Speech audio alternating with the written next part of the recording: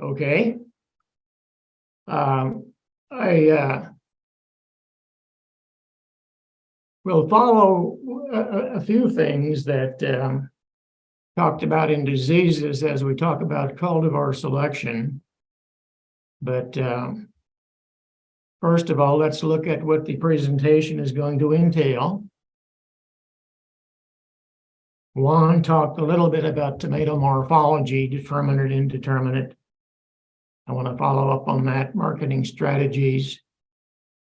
Then talk about some of the cultivars that are rather popular in our state, and a few closing thoughts. First, I'd like to begin with an equation that if you take a course in genetics, you're going to encounter this equation early on. It stands for an individual is what they are because of the interaction between hereditary makeup and the environment in which that makeup is allowed to express itself. Or I is equal to H times E. So we're going to be talking about selecting good genetics for the purpose of selling the tomatoes of your choice, whatever your marketing scheme might be. All of that is wasted, or the majority is wasted. And as Rick Snyder said, tomato seeds aren't cheap if you don't provide the proper environment. So let's keep that in mind. I'm going to get an illustration here.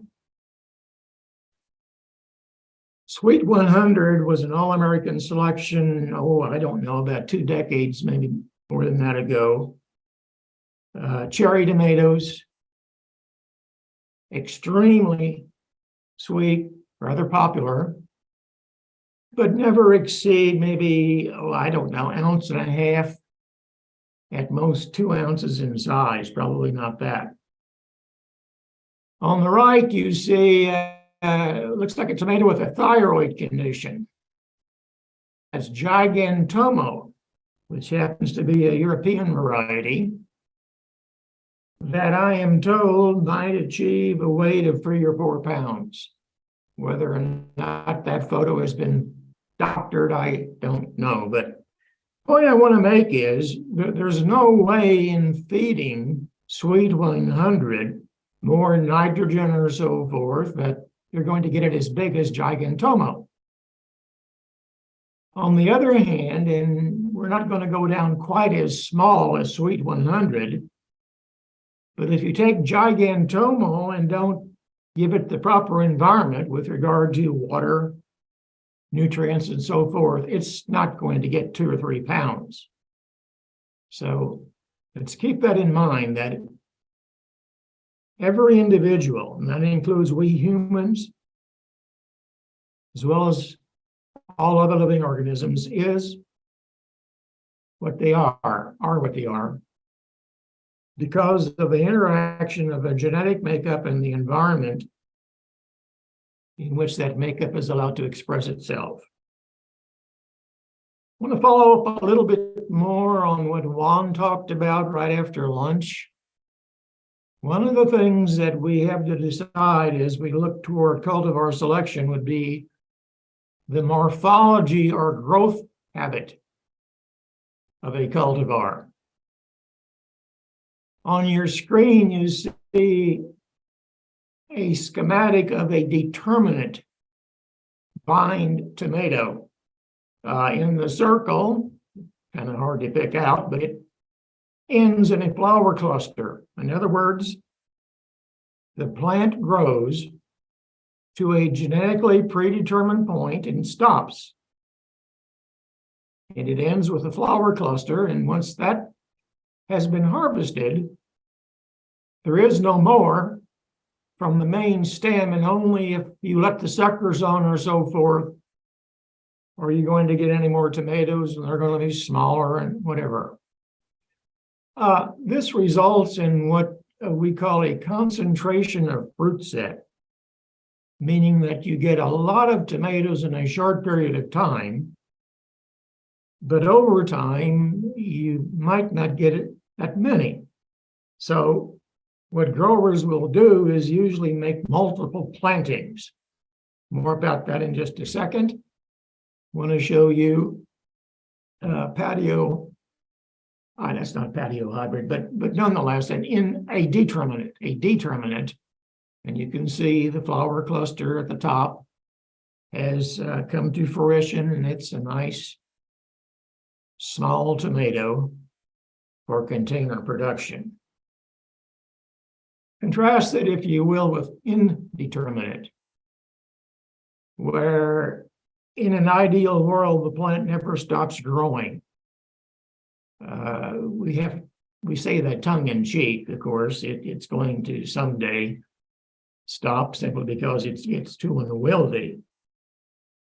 But in Europe, where vegetable grafting is a lot more popular than it is here in the United States, many of the tomatoes are grafted, and because of the expense involved with grafting, they're grown for, frankly, several years, and they're just allowed to keep growing and lower leaves removed and the stems coiled on the ground somewhat like a rope. This indeterminate growth habit is, I suppose, the origin of what we now know, a common practice to call a tomato plant a tomato vine.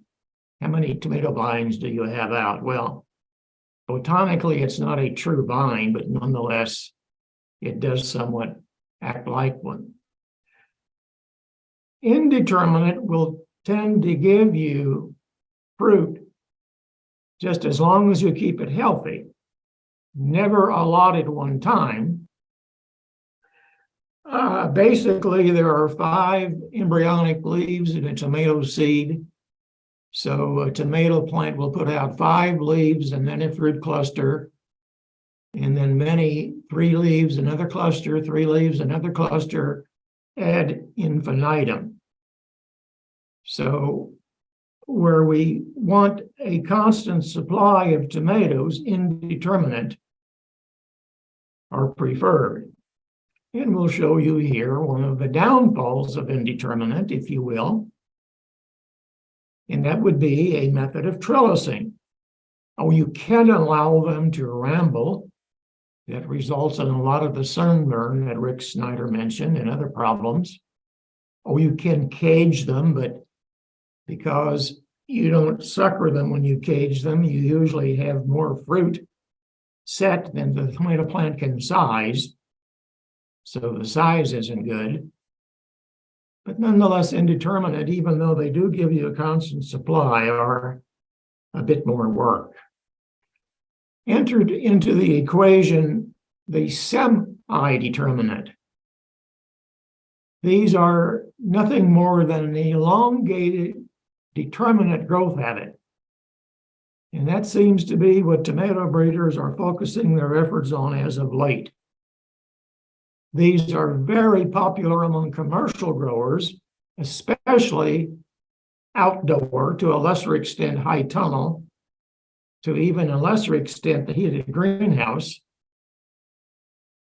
because of the labor requirements. This is a picture taken from my high tunnel class taught at the University of Missouri a number of years ago, and it shows, still immature, not showing any ripe fruit, these semi-determinates, where a true determinate might top out 24 inches or thereabouts. These might achieve a height of 36 to 48 inches before they decide that it's time to call it quits and end with a fruit cluster. Well, the bottom line is they do give you more fruit than a true determinate. And because we can use what's called the stake and weave system of trellising and support, and because most growers don't sucker these, they don't prune them, the labor requirements are much less on these semi-determinates than on the indeterminates. That said, it probably would make good sense that we grow what consumers want. Now, if you're growing them for yourself, then you grow for your own tastes. And when I talk about this to an audience, I always bring to light a British classmate of mine when I was in graduate school. His ideal tomato was small, sour, and very seedy. And most Americans would repulse at that.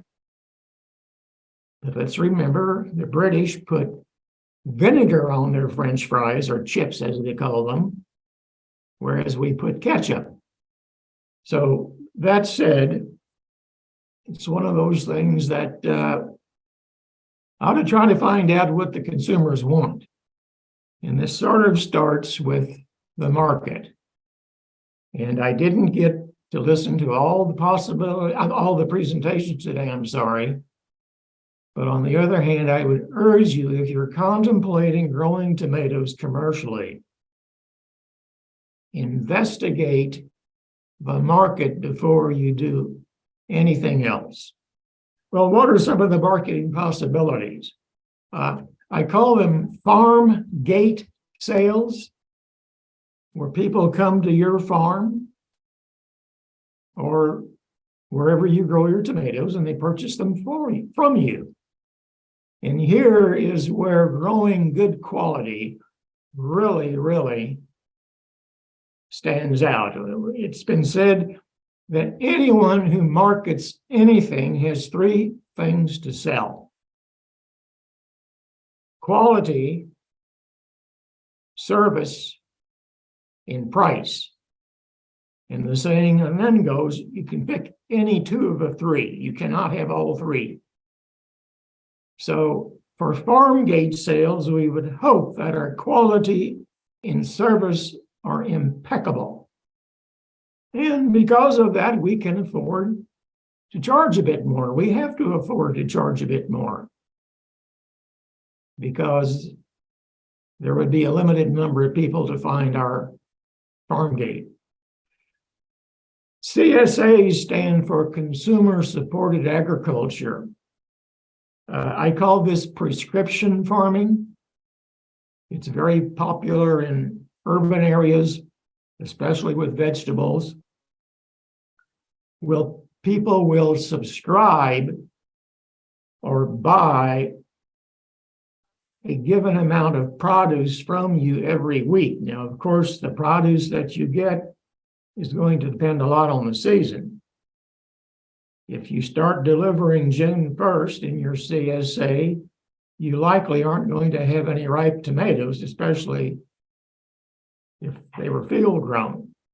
But nonetheless, CSAs are becoming very popular. People want to know the safety of their food, who produces it.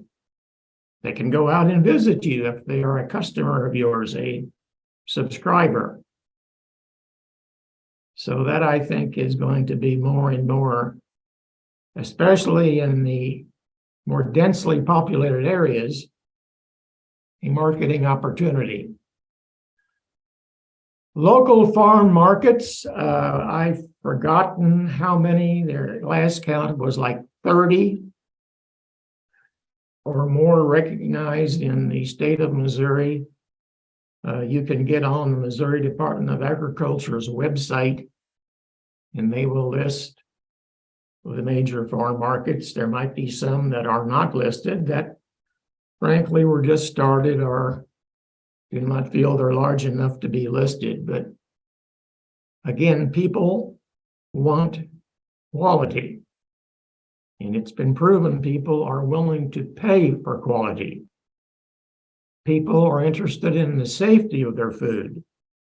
Farmers markets are another way for the consumer to meet the grower, ask them questions, to invite themselves out to look at the operation if they're suspicious or whatever.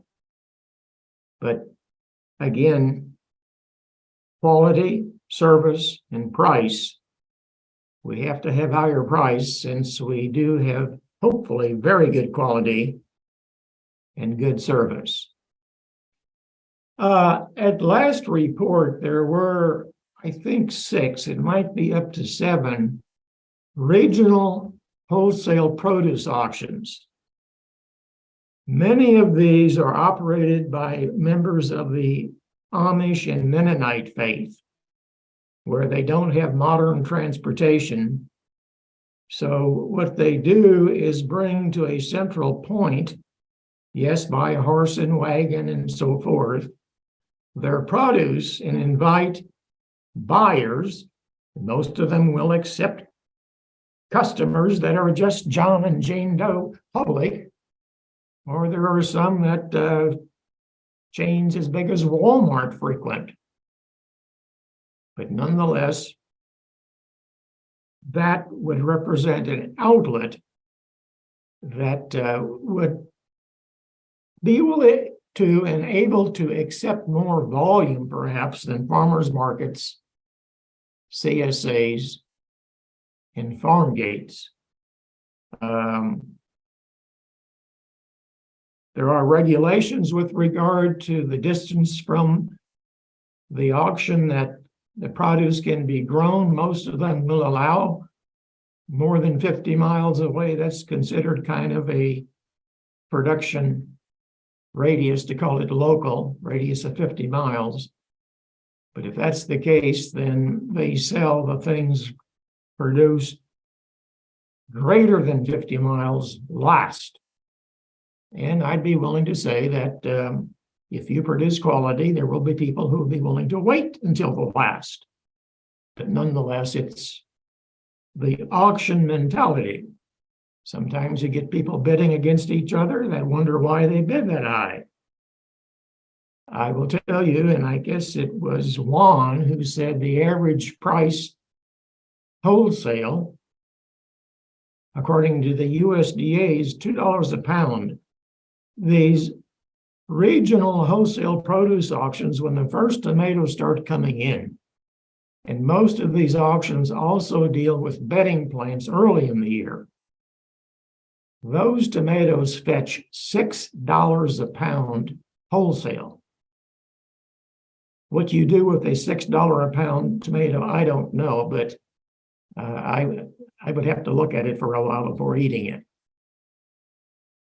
Finally, I want to mention larger retail outlets like supermarkets, and this is very questionable whether or not you're going to be able to attract a supermarket.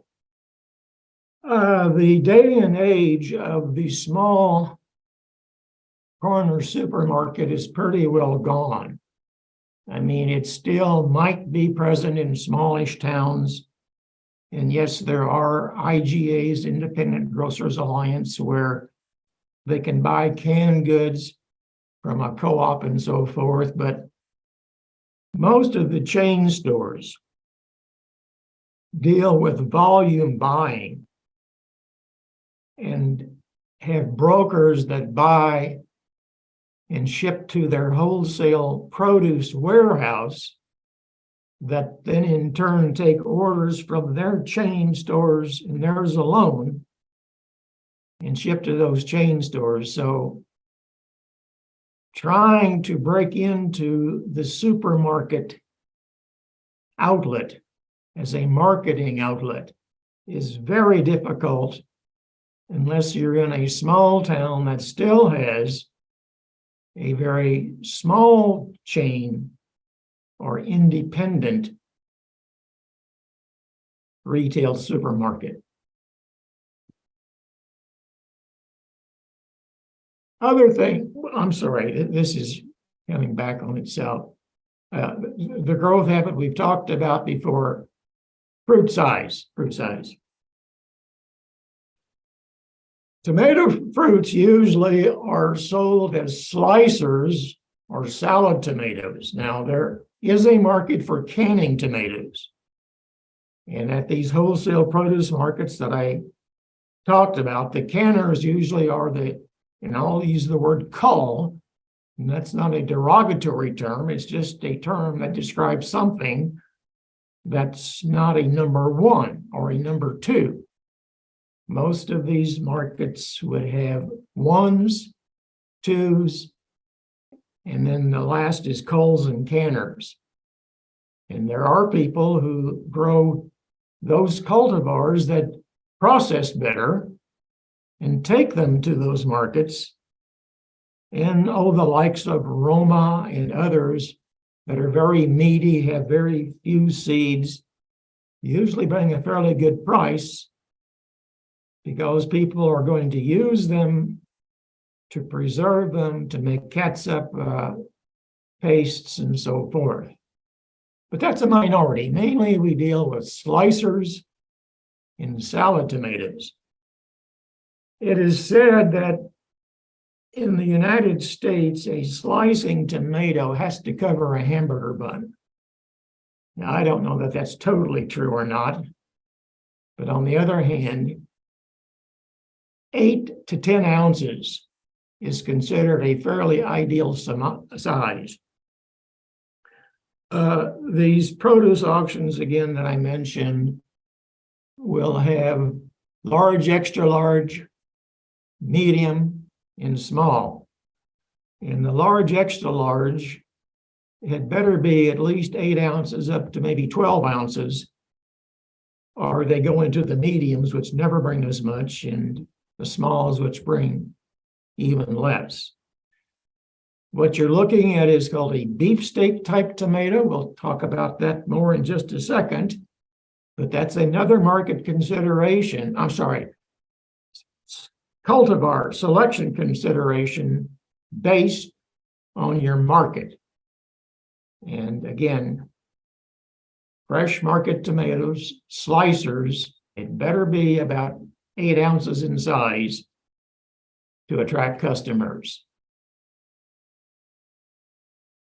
The next consideration kind of harkens back to my earlier presentation on diseases, and that's the disease resistant. They use the term package. What you're looking at is a very popular variety or cultivar in Missouri called Big Beef. And for the last 2 years, it's been Big Beef Plus because they've added disease resistance. This is a beefsteak type of tomato that has multiple locules and is very meaty inside compared to a tomato that has more simple locules and a few more seeds. Now, Big Beef Plus has high resistance to Alternaria stem canker, Fusarium crown and root rot, Fusarium wilt, races 1 and 2, gray leaf spot, tomato mosaic virus, and verticillium wilt. It has intermediate resistance to nematodes and spotted wilt virus. You know, that's a lot to put on a seed packet. So what marketers have done, plant breeders, seed companies, is to use a shorthand notation. So the disease-resistant package for Big Beef Plus would look something like this.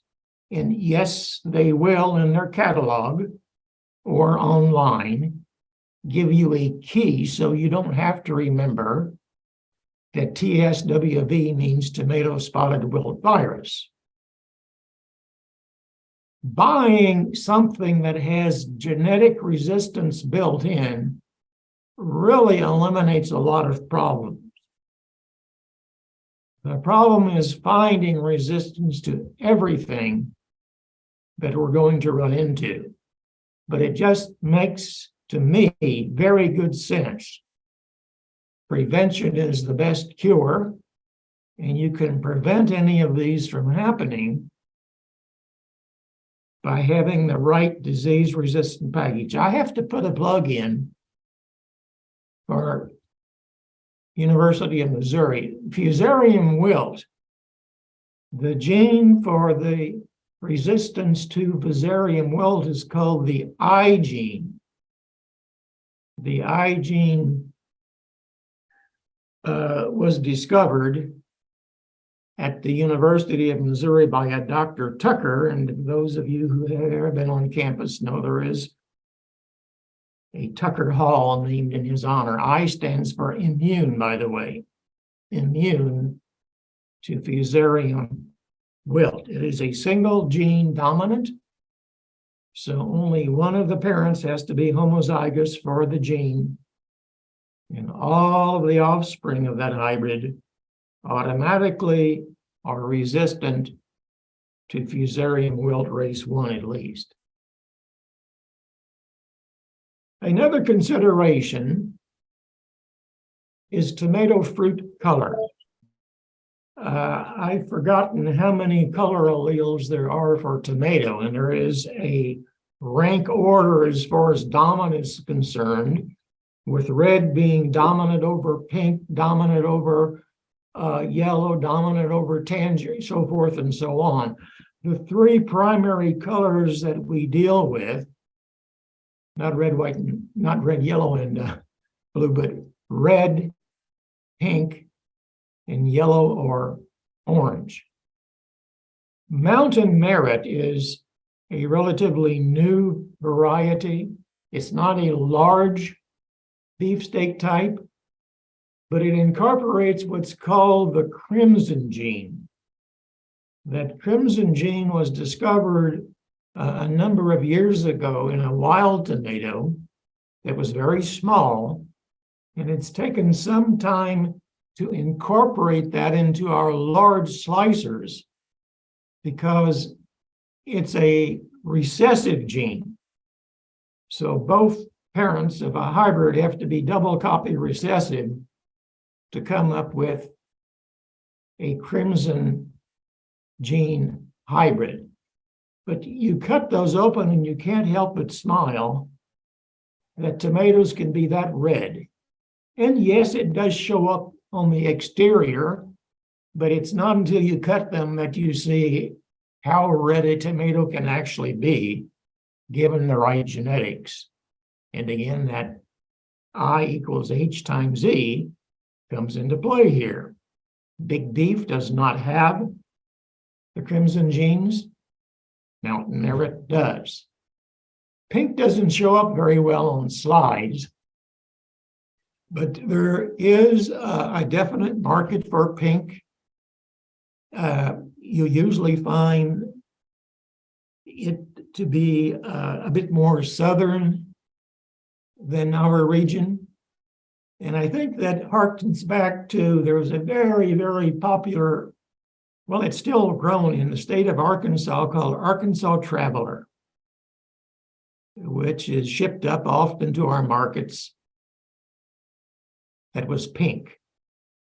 And to some people, a tomato has to be pink or they're not going to buy it. To most, it has to be red or not going to buy it.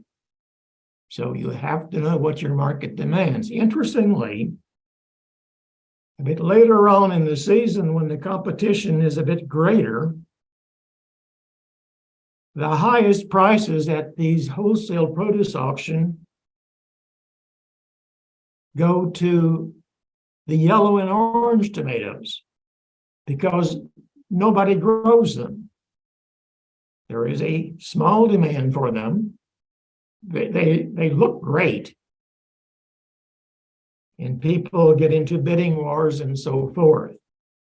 Well, the next year, then more people grow them because they remember the previous year that the prices were very good for the likes of Lemon Boy or some of the other orange fruited varieties, and the price goes back down. There is, I suppose we'll have to call it an urban legend or a misgiving, that yellow fruited tomatoes have less acid in than red or pink fruited tomatoes. That has been shown to be untrue. The fact is, life is they usually have in more sugar, and as such, that masks the acid taste, if you will. and hence you don't notice it. But again, there was research work done at the University of Missouri decades ago that showed that some of the most acidic tomatoes were actually the yellow fruited ones. Now, again, I equals H times Z. You can make any tomato more acid by growing it dry and hot. So perhaps the yellow fruited ones that prove themselves to be more acidic did have the wrong environment. I don't know. Okay, let's talk about some of the more popular cultivars. Again, I'm not recommending these. That would be against my extension calling. I can only say if it were me, I might try these, hint, hint.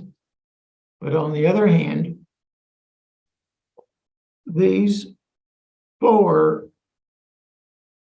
2 indeterminate and 2 semi-determinate varieties are very popular in Missouri. The first one is actually pronounced Bigdina. It's a Dutch variety. We Americans have converted it to Big Dina. But if you buy the seed, it's going to be one word, Bigdina. It has good disease resistance to many of those things we talked about in my first presentation, including leaf mold, the fusarium wilts, and so forth. As the name implies, it is a large tomato, usually averaging 8 to 10 ounces. It is indeterminate, and as such, in greenhouses would be grown and lowered, so that we continue to have ripe tomatoes all the way through the end of the growing season. Even though it wasn't developed to be a greenhouse tomato, Big Dina was. I don't know that Big Dina would be that good of a choice for outdoor, because it very well might crack with the irregular water supplies that we associate with outdoor tomatoes. But a lot of growers are growing big beef in heated greenhouses or high tunnels because the market demands it. The market demands flavor, and accordingly, Big Beef Plus has the reputation of being quite flavorful. Oh, there are other varieties that might have the same reputation, but don't get the fruit size and the other things that we've talked about with regard to disease-resistant package incorporated into them as Big Beef Plus. Hey, Dave, sorry to interrupt. Yes. You got about 5 minutes left. 5 minutes left. Okay. Red Deuce and Jolene are 2 semi-determinates. Let's make some fast tracks here. For the semi-determinates, we've got to do multiple plantings. So you might do the first in a heated greenhouse. That's going to be first to the market. You might do the second in a high tunnel, and the third and the fourth outdoors. And even though they don't have continuous fruiting, having that concentration of set, you've got 1, 2, 3, or maybe the 4th crop that you could rely upon. There you see Mountain Merit and Carolina Gold is a very popular golden one. So for the homeowner, when asked, I usually recommend, no, I can't. I usually say, were it me, I would try Big Beef Plus or Better Boy, since they have good quality, large to extra large fruit in a good disease package. For those few who grow on their patios, Celebrity is a Lamarck selection, been around for 25 years. For a patio tomato, 4 to 6 ounces, very productive, and I'm told very flavorful. So in summary, Do your homework. Research the potential market and grow what the market wants, and that's going to be dictated by what the consumer at that market demands. Remember that genetics is only half of production, but you have to start with good genetics in order to have good performance. Poor genetics and a good environment just doesn't work. I would start with the tried and proven and then experiment with a regular basis, limited but regular. There are new tomato varieties that come out every year. And you might not want to experiment with all of them, but just a few that catch your fancy. If they are not as productive or flavorful or disease resistant as what you're growing, then you tried and you decided against it. But nonetheless, as new varieties are brought on the market, we need to trial them, every variety a little bit different according to where they're produced. Okay, that concludes my presentation on varieties. I would be happy to entertain any questions, but I know that my time is probably up.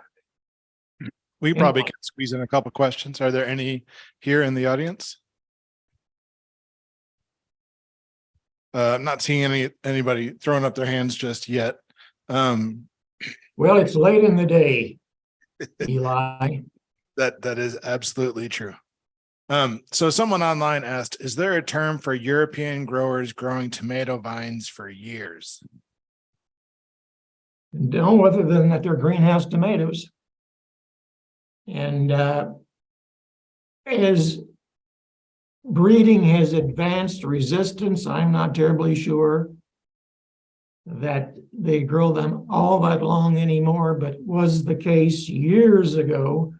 Whenever they were soil grown, they had to be grafted on special rootstocks. And because of the cost involved with the plant, they were fruited for a number of years. Great, thank you. Anything else? Anybody? Going once? Dave Trinkelin on the line, going twice. All right, 3 times. Thank you very much, Dr. You are Trinkelin. quite welcome, and thank you for having me.